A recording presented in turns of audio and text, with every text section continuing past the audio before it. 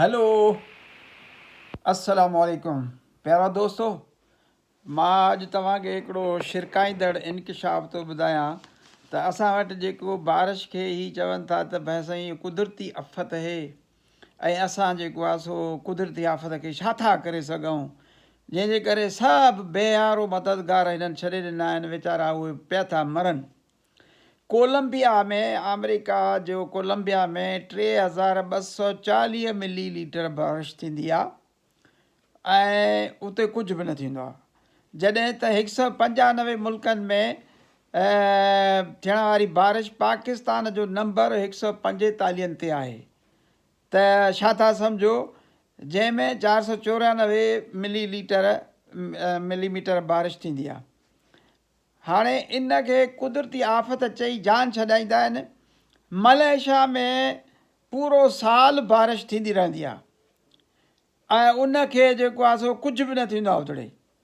हाणे असांजा जेके आहिनि से थोरी बारिश थी पए त बिजली बंदि कर, थोरी बारिश पए गैस बंदि कर, रोड बंदि कर, रोड त आहिनि ई कोन।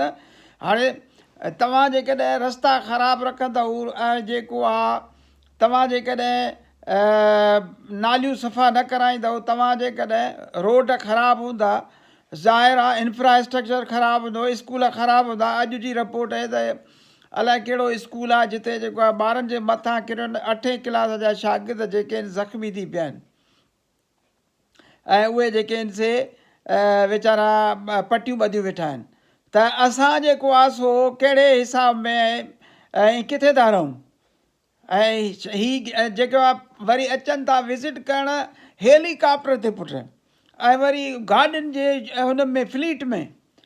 अड़े इहे गाॾियूं, इहे हेलीकॉप्टर तव्हां हुन ग़रीब खे ॾियो। वरी वज़ीर आज़म जेको आहे सो पाण न पाले कुता धारे चई बांग्लादेश खे असां जेको आहे सो मदद आहे, भली ॾियो न, पर पंहिंजा त ॾियो न। पहिरियों पंहिंजनि खे त ॾियो न। पहिरियों पंहिंजा उहे वीचारा सिसकियूं ॾेई ॾेई ॾेई ॾेई ॾेई ॾेई मरनि था पिया, उन्हनि खे कोई पुछण वारो ई कोन्हे को। त छा कजे, अंधेर नगरी आहे, चरबट राजा आहे। अलाह हाफ़िज़।